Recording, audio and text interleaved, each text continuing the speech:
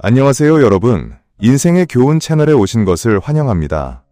우리는 종종 가장 믿었던 가족이나 친구, 동료에게서 깊은 상처를 받고 유리처럼 연약한 마음이 산산조각 나는 경험을 하곤 합니다. 오늘은 왜 우리가 그토록 사랑과 관계 속에서 끊임없이 상처받을 수밖에 없는지 그 불편한 진실을 함께 파헤쳐 보려고 합니다. 오늘 이야기는 조금은 차갑고 듣기 불편할 수도 있습니다. 하지만 영상 끝까지 함께 하시면 더 이상 감정에 휘둘리지 않는 단단한 자신을 만드는 고대의 지혜를 얻게 되실 겁니다. 뒤이어 더 놀라운 이야기들을 기다리고 있으니 부디 끝까지 시청해 주시길 바랍니다. 어떤 여성분들은 남자친구에게 배신당하고 극단적인 생각까지 합니다. 자신은 모든 것을 바쳤는데 돌아온 것은 상대방의 무관심과 배신뿐이라고 느끼죠. 내가 한 만큼 정당한 보답을 받지 못한다고 늘 생각합니다. 이것은 감정 과잉 증후군이라고 불리는 일종의 마음의 병입니다. 많은 사람들이 감정을 너무 중요하게 생각한 나머지 다른 사람에게 자신의 진심을 다 쏟아붓고 싶어 합니다. 당신이 진심을 다하는 것은 당신의 선택이지만 문제는 상대방도 당신처럼 진심을 다해주기를 요구한다는 점입니다. 상대가 그렇게 해주지 않으면 당신은 곧바로 무너져 내리죠. 그리고는 눈물 콧물을 쏟아내며 상대방을 도덕적으로 비난하기 시작합니다. 은혜도 모르는 사람, 무정한 사람, 배신자라며 몰아세우죠. 마치 자신이 상대방의 18대 조상이라도 구원해준 것처럼 말입니다. 내가 너한테 얼마나 잘해줬는데 어떻게 나한테 이럴 수 있어? 라고 외치면서요. 그런데 여기서 진짜 문제가 뭘까요? 문제는 상대방은 단 한 번도 당신에게 진심을 다해달라고 요구한 적이 없다는 것입니다. 그것은 순전히 당신 혼자만의 생각이었고 당신 혼자만의 기대였습니다. 상대가 그 기대에 부응하지 않자 당신은 스스로 상처받고 슬퍼하는 것이죠.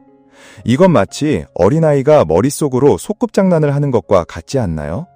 당신이 저에게 사탕 하나를 주면서 저는 당신에게 사탕 2개를 돌려주길 바라는 겁니다. 만약 제가 그렇게 하지 않으면 당신은 온 세상에 제가 무정하고 나쁜 사람이라고 울면서 소문내겠죠. 하지만 애초에 누가 당신에게 저에게 사탕을 달라고 했나요? 그건 당신이 스스로 원해서 한 행동이 아니었나요? 예를 들어 몇몇 사장님들도 이런 문제를 겪습니다. 김 대리가 처음 회사에 왔을 때는 아무것도 모르는 신입이었습니다. 사장님은 그를 직접 가르쳐 뛰어난 인재로 키워냈죠. 그런데 김 대리가 능력을 갖추게 되자 사장님을 찾아와 월급 인상을 요구합니다. 그 말을 들은 사장님은 큰 충격에 빠져 여기저기 다니며 김 대리가 너무 이기적이라고 말합니다. 내가 아니었으면 제가 저 자리에 오를 수 있었겠어? 은혜도 모르고 감히 나한테 요구를 해? 완전 배신자야. 사실 이런 사장님들은 아직 인간관계의 본질을 꿰뚫어 보지 못한 것입니다. 첫째, 감정을 믿으면 평생이 고달픕니다. 당신이 주변 사람들에게 감정에 대해 이야기하면 그들은 당신에게 돈에 대해 이야기할 겁니다. 반대로 당신이 감정을 접어두고 일에만 몰두하면 부모님을 제외한 모든 사람들이 당신에게 감정을 이야기하기 시작할 겁니다.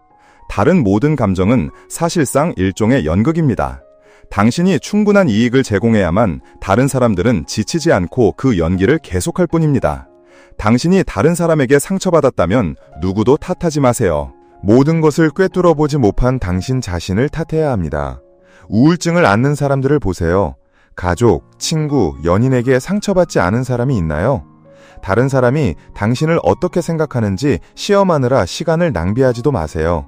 그 결과는 당신을 실망시킬 뿐이니까요. 왜냐하면 당신에게 감정을 이야기하는 모든 사람은 결국 자신의 이익을 중심으로 움직이기 때문입니다.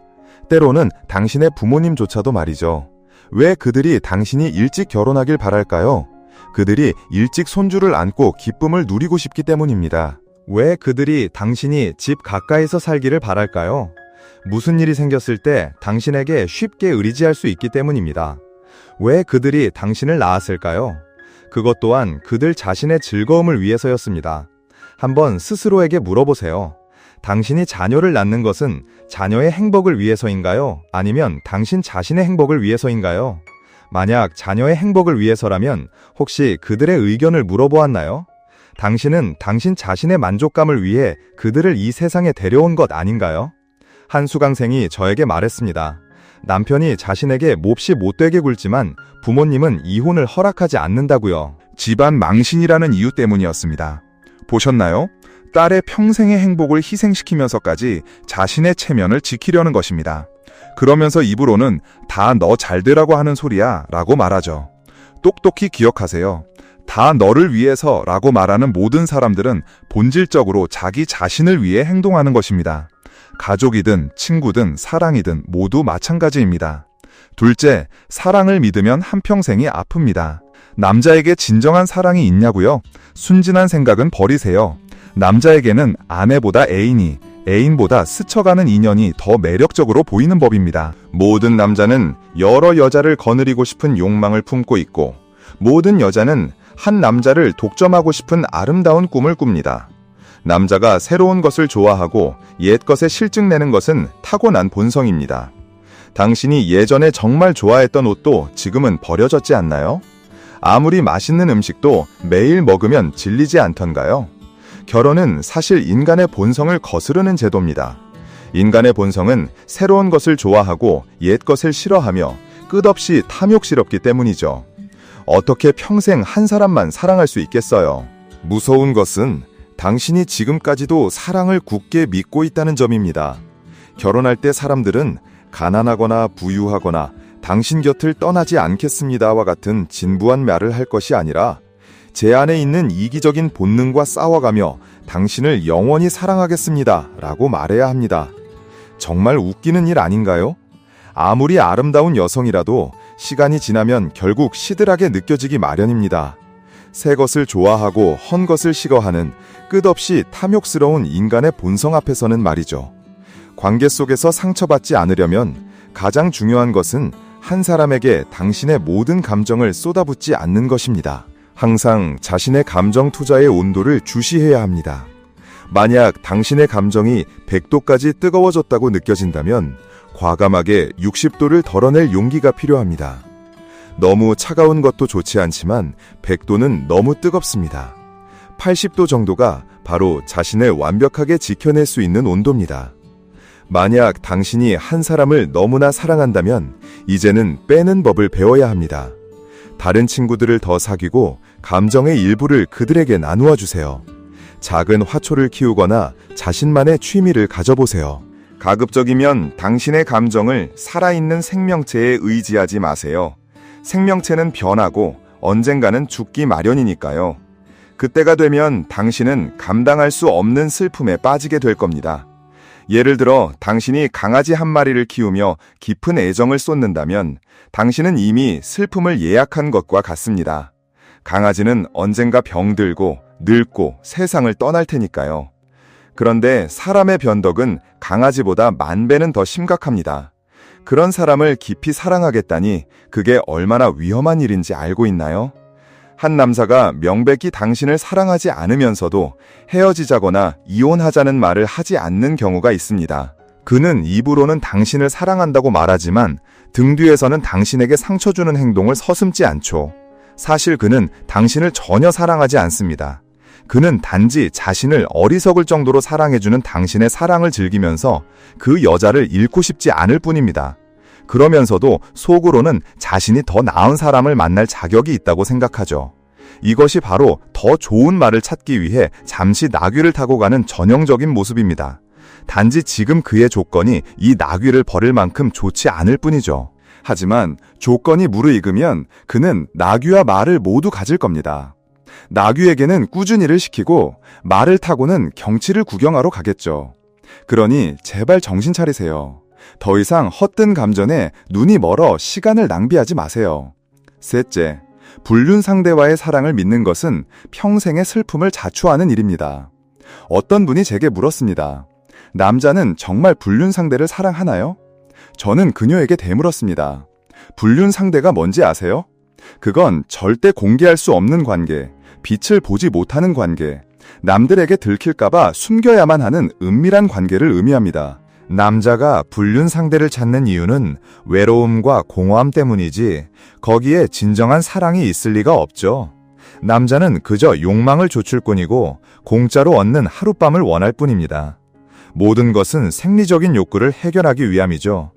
이런 감정은 은밀함이 주는 자극과 신선함을 좇을 뿐 가장 중요한 것은 어떤 책임도 질 필요가 없다는 점입니다. 그는 당신을 사랑하는 게 아닙니다.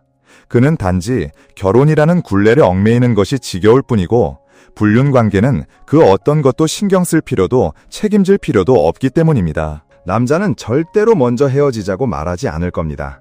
당신이 매달릴까봐 두려운 거죠. 그들은 당신에게 서서히 아주 천천히 차갑게 대하면서 당신이 지쳐서 나가 떨어지게 만들 겁니다. 남자가 바람을 피울 때는 두 가지 상태밖에 없습니다. 단 한 번도 안 피우거나 셀 수 없이 많이 피우거나. 그러니 이런 남자에게 순정을 기대하지 마세요. 감정에 갇혀버린 여자들은 항상 남자들이 참 잔인하다고 말합니다. 결혼 외 관계에서 그들은 단지 육체적 욕망을 채울 뿐 진정한 감정 투자는 없다고 말이죠. 여기서 제가 남자를 위해 한마디 변명을 해야겠습니다. 사실 남자는 한 여자에게 깊고 길게 사랑을 줄 수 있는 존재입니다. 다만 그들은 여자보다 더 이성적일 뿐이죠. 왜냐하면 그들은 불륜 상대에게는 깊은 사랑을 줄 수 있지만 그 길고 긴 시간은 오직 아내에게만 주기 때문입니다. 사실 이런 심리는 매우 모순적입니다. 그는 당신의 사랑을 갈망하면서도 당신의 사랑이 안정적으로 유지되기를 바랍니다. 당신이 자신에게 매달리는 것은 좋지만 절대 자신의 가정에 영향을 주어서는 안 됩니다. 당신이 자신을 깊이 사랑하는 것은 좋지만 절대 자신의 결혼 생활을 위협해서는 안 됩니다. 더 잔인하게 말해볼까요? 내가 시간이 날 땐 네 곁에 있겠지만 내가 바쁠 땐 너는 잠자코 견뎌야 한다는 겁니다. 만약 불행히도 다른 사람의 불륜 상대가 되었다면 어떻게 해야 할까요? 진정한 사랑 따위는 기대하지 마세요. 대신 그 남자의 자원을 활용하는 법을 배우세요. 만약 그 남자가 지위와 힘이 있다면 그의 인맥을 이용하세요. 먼저 당신 자신을 위해 단단한 기반을 만드세요. 그래야 정말 헤어지는 날이 왔을 때 빈손으로 남아 아무것도 없는 비참한 신세가 되지는 않을 테니까요. 생존과 이익을 제외하면 이 세상의 다른 것들은 사실 아무것도 아닙니다. 특히 감정은 더욱 그렇죠. 그것은 그저 남녀가 즐기는 게임일 뿐입니다. 누가 당신에게 진지하라고 했나요? 진정한 고수들은 사랑에 빠져도 마음을 다 주지 않습니다. 성공한 사업가들을 보세요. 그들 대부분은 감정 문제에서 아주 쉽게 빠져나올 수 있습니다. 하지만 대부분의 여성들은 쉽게 빠져들어 헤어나오지 못하죠. 이것은 관계의 목적과 척도를 제대로 파악하지 못했기 때문이거나 혹은 경험이 너무 부족하기 때문입니다. 한 여자가 좀처럼 마음의 동요를 일으키지 않게 되었다면 축하합니다. 당신은 이미 인생의 정점에 도달한 것입니다. 왜냐하면 진짜 고수들은 감정을 이용할 뿐 감정에 지배당하지 않으니까요. 측천무후가 어떻게 일대 여제가 될 수 있었을까요? 그녀는 남자를 사랑하지 않았습니다. 그저 남자를 이용했을 뿐이죠. 이것이 바로 욕심이 없으면 강해진다는 것입니다. 그러니 여성들이여 스스로 독립해야 합니다. 누가 누구를 사랑하든 마음을 주는 쪽이 아프고 상처받는 법이니까요.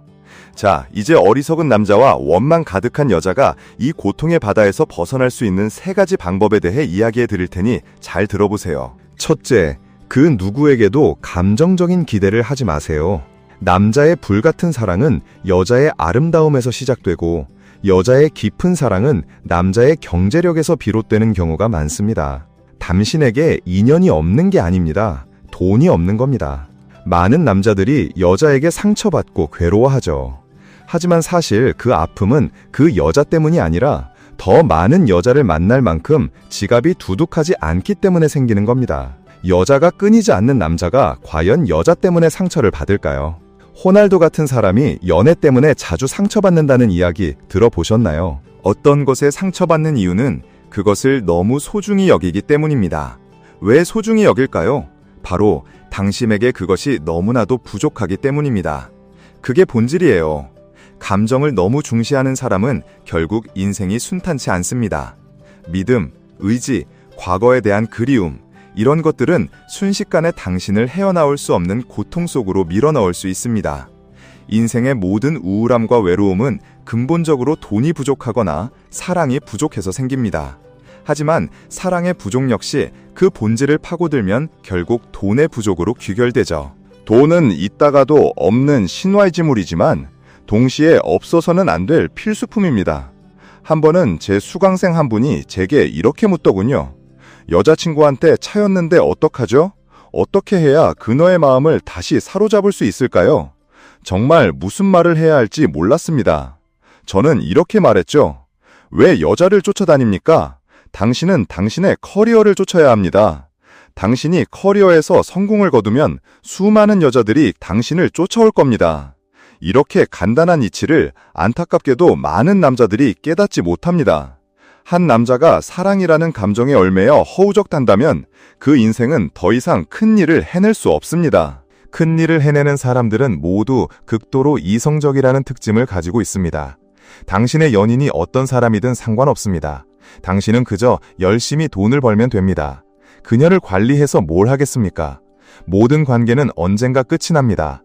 하지만 당신의 지갑만큼은 끝까지 당신을 배신하지 않죠. 가난한 부부가 왜 평생을 함께 하는지 아십니까? 서로를 바꿀 자본이 없기 때문입니다. 매력이 부족한 여자는 남자가 바람둥이라고 느끼고 능력이 부족한 남자는 여자가 현실적이라고 느낍니다. 어떤 사람들이 당신에게서 멀어지는 건 당신이 뭔가를 잘못해서가 아니라 더 이상 당신이 필요 없어졌기 때문입니다. 과거에 그들이 당신과 교류했던 건 솔직히 말해 이해관계였을 뿐인데 당신은 그걸 애틋한 감정이라고 착각했던 거죠. 만약 어떤 여자가 난 당신이 돈 없는 거 신경 안 써요. 난 그런 속물적인 여자가 아니에요. 당신이 돈이 없어도 난 당신을 사랑할 거예요. 라고 말한다면 그냥 듣기만 하세요. 절대로 믿지 마세요. 그건 당신이 그녀에게 당신이 뚱뚱해지고 못생겨지고 지저분해져도 난 여전히 당신을 사랑할 거야 라고 말하는 것과 똑같은 의미입니다. 원칙적으로, 도덕적으로, 이성적으로는 누구나 이를 악물고 여전히 사랑한다고 말할 수 있습니다. 하지만 우리의 몸과 눈은 너무나도 솔직해서 자기 자신을 속일 수는 없는 법이죠. 결혼 생활에서 서로에게 충실할 수 있는 전제 조건이 무엇일까요? 바로 서로를 만족시킬 수 있느냐의 문제입니다. 결혼 제도의 핵심은 사회 발전에 기여하고 안정적인 노동력을 공급하기 위한 것이지 사랑을 위한 것이 아닙니다. 결혼 관련 법 어디에도 사랑하기 때문에 결혼해야 한다는 조항은 없습니다. 그저 사람들이 결혼을 사랑의 필연적인 결과라고 스스로 착각할 뿐이죠. 결혼의 가치는 자원을 통합하는 데 있습니다. 잘못된 사람과 결혼하는 것도 아무와도 결혼하지 않는 것도 결혼의 본질이 아닙니다. 경제적인 부분이 바로 핵심입니다. 왜 연애할 때는 아름다웠는데 결혼하고 나면 아름답지 않을까요? 연애할 때는 서로를 만족시켜 줄 수 있었기 때문입니다. 서로를 만족시킬 수 있어야만 영원히 충실할 수 있는 겁니다. 그래서 저는 남자는 끊임없이 발전하는 과정에 있다고 말합니다. 만약 여자가 그 속도를 따라오지 못한다면 그녀가 도태되는 것은 시간 문제일 뿐입니다. 마찬가지로 여자가 계속해서 성장하는데 남자가 발전하지 않는다면 그 남자가 버려지는 것 또한 필연적인 수순입니다. 남자와 여자는 본질적으로 어떤 관계일까요? 바로 나무와 덩쿨의 관계입니다. 남자는 나무이고 여자는 덩쿨이죠. 나무는 자라는데 덩쿨이 자라지 못하면 그 나무는 다른 덩쿨에 감기게 될 겁니다. 반대로 덩쿨은 무성한데 나무가 자라지 않는다면 그 덩쿨은 다른 나무를 찾아 떠나겠죠. 이것이 바로 자연의 섭리입니다. 요즘 남자의 외도가 심각한 문제로 여겨지지만 그럼 여자의 외도는 적을까요? 여자가 바람 피우는 근본적인 원인이 뭘까요? 과연 그 여자만을 탓할 수 있을까요? 어쩌면 당신이라는 담정이 너무 낮았기 때문은 아닐까요? 네 번째 이야기입니다. 여러분이 더 높은 수준, 더 나은 능력, 더 많은 부를 갖추게 되었을 때 과연 그들이 여러분의 곁을 떠날 수 있을까요? 아니요, 떠나고 싶어도 떠날 수가 없습니다. 왜냐하면 그들을 가두는 것은 다른 무엇도 아닌 바로 당신의 낮은 수준이기 때문입니다. 담쟁이 덩쿨은커녕 고구마 줄기조차 타고 넘어갈 수 있을 정도로 말이죠. 기억하세요. 가정의 중심은 감정이 아니라 경제력입니다. 당신이 버는 돈이 아직 충분하지 않다면 부부관계나 가족 간의 애정에 너무 신경 쓸 필요가 없습니다. 그저 묵묵히 당신의 사업에, 당신의 일에만 집중하면 됩니다. 그들에게는 말로 사랑을 표현하는 것보다 돈으로 마음을 보여주는 것이 훨씬 효과적이라는 것을 잊지 마세요. 스스로를 너무 감성적인 사람으로 만들지 마세요. 그들이 근본적으로 필요로 하는 것은 당신이라는 사람이 아니라 당신이 가진 돈이니까요. 두 번째, 그 누구에게도 도덕성을 기대하지 마세요. 와이즈, 텄굴한 명신이었던 증국번은 처세술이든 업무 능력이든 학식이든 인품이든 모든 면에서 후대의 귀감이 되기에 충분한 인물입니다. 하지만 사실 그가 처음 관직에 올랐을 때는 그리 순탄치 않았습니다. 조정의 거의 모든 곳에서 적대적인 눈초리를 받아야 했죠. 그 이유는 그가 도덕이라는 잣대로 자신을 엄격하게 제한했을 뿐만 아니라 다른 사람들에게도 매우 높은 도덕적 기준을 요구했기 때문입니다. 다른 관리들이 업무 방식에서 조금이라도 실수를 저지르면 그는 곧바로 황제 앞에서 그들을 탄핵했습니다. 오늘은 이 사람을, 내일은 저 사람을 고발하니 조정의 거의 모든 사람들이 그를 싫어하게 되었고 심지어는 힘을 합쳐 그를 공격하기까지 했습니다. 당시 증국번은 너무나도 억울했습니다. 청렴결백하고 정의감에 불타는 자신이 어째서 모두에게 미움받고 이렇게 힘든 길을 걷게 되었는지 도무지 이해할 수 없었죠. 그 후 그는 스스로를 돌아보기 시작했고 마침내 부드러움이 강함을 이긴다는 도가의 사상을 깨닫게 되었습니다. 그는 세상에서 가장 부드러운 것으로 가장 단단한 것을 다스린다는 삶의 원칙을 세웁니다. 모든 일은 결과만 좋으면 되는 것이고 과정에서 약간의 실수나 헛점은 중요하지 않다고 생각하게 된 거죠. 다른 사람의 일하는 방식이나 방법이 자신과 맞지 않더라도 간섭하지 않았습니다. 누군가 일부러 자신을 곤경에 빠뜨려도 꼭 참아냈습니다. 누군가 등 뒤에서 칼을 꽂더라도 치명적인 상처가 아니라면 굳이 파헤치지 않고 스스로 상처를 치유하고 넘겼습니다. 그 누구에게도 도덕을 기대하지 않고 오직 황제의 어려움을 해결해 주는 데에만 집중했습니다. 오랜 시간이 흐른 후 사람들은 증국번이 변했다는 것을 깨달았습니다. 더 이상 사사건건 나를 세우는 까칠한 고슴도치가 아니었죠. 그의 적들은 점차 사라졌고 황제의 눈에 비친 그의 신뢰와 위상 또한 점차 높아졌습니다. 여러분이 인간의 본성이 이기적이라는 것을, 모든 사람의 말과 행동이 자기 자신의 이익을 중심으로 돌아간다는 것을 이해하게 되면 자연스럽게 마음을 내려놓게 될 것입니다. 다른 사람에게 도덕을 기대하는 순간 당신은 반드시 상처받게 되어 있습니다.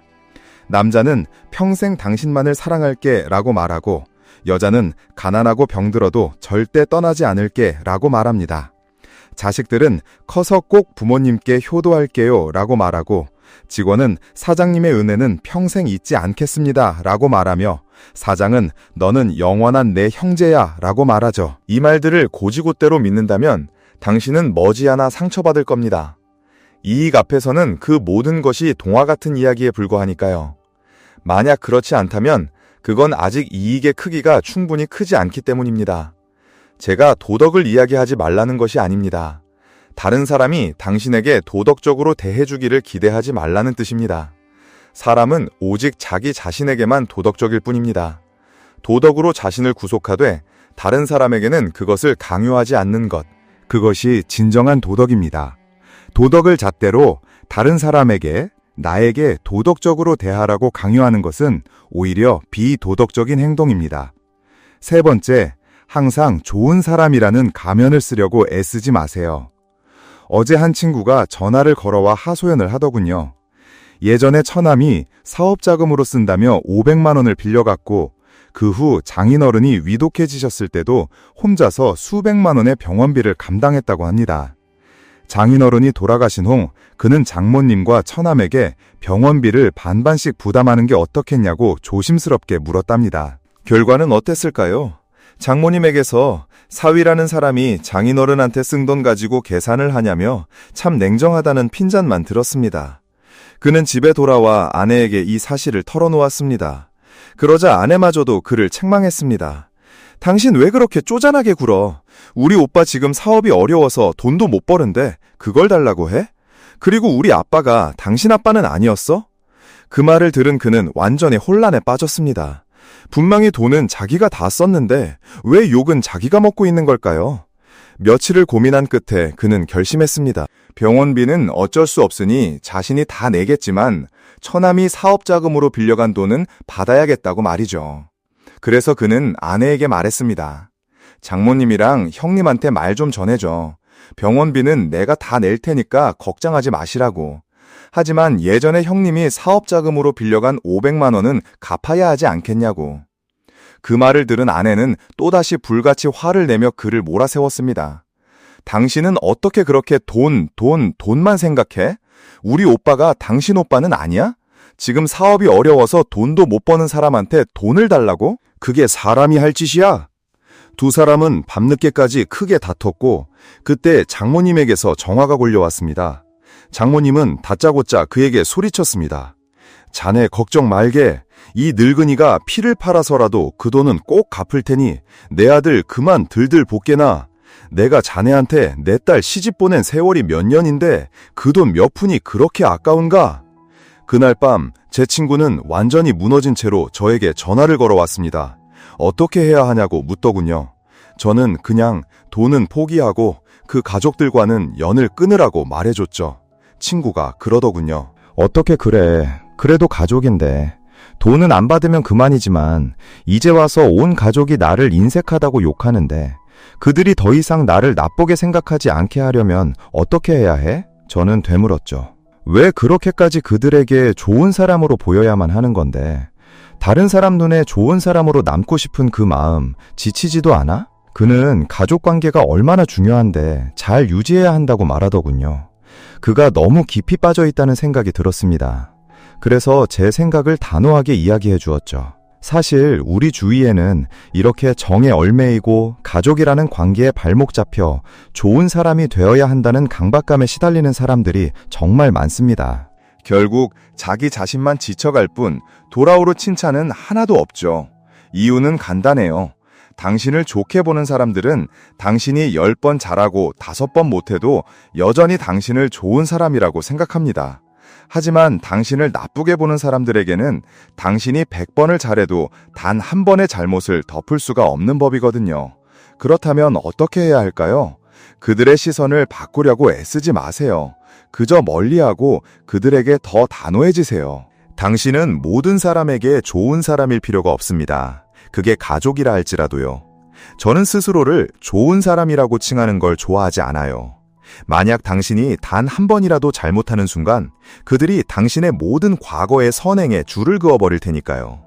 차라리 그들의 눈에 나쁜 사람으로 남으세요. 그러다 당신이 한 번 잘해주면 그들은 그걸 엄청난 의외의 선물처럼 느끼게 될 겁니다. 대부분의 사람들이 슬픔을 느끼는 이유는 내가 쏟은 노력에 대해 그에 상응하는 보상을 받지 못했기 때문입니다. 그러니 가장 좋은 방법은 처음부터 아무것도 주지 않는 겁니다. 그러면 그들이 나를 욕하더라도 슬프지 않을 수 있죠. 가장 두려운 건 내가 모든 걸 다 줬는데도 불구하고 욕을 먹는 상황입니다. 부모님을 제외한 그 누구에게든 제가 한 번 잘해줬을 때 당신도 저에게 잘해준다면 우린 가장 친한 친구가 될 수 있습니다. 제가 한 번 잘해줬는데 당신이 아무런 반응이 없다면 그냥 아는 사이로 지낼 수 있죠. 하지만 제가 잘해줬는데 당신이 보답은커녕 뒤에서 제 욕을 한다? 그게 누구든 바로 차단입니다. 사람은 본래 약한 자에게 강하고 강한 자에게 약합니다. 이건 당신이 사랑하는 가족이라 해도 마찬가지입니다. 무의미한 관계를 유지하는데 시간을 낭비하지 마세요. 그 시간에 자기 자신을 더 강하게 만드는데 집중하세요. 오늘 인생의 교훈 이야기는 여기까지입니다. 오늘 영상이 여러분의 마음에 조금이나마 울림을 주었다면 좋아요와 구독 버튼을 눌러주세요. 그리고 여러분의 소중한 생각을 댓글로 남겨주시면 저에게 정말 큰 힘이 됩니다. 주변에 힘들어하는 친구가 있다면 이 영상을 공유해 주시는 것도 잊지 마시고요. 그럼 저희는 다음 영상에서 더욱 깊이 있는 이야기로 다시 찾아뵙겠습니다. 감사합니다.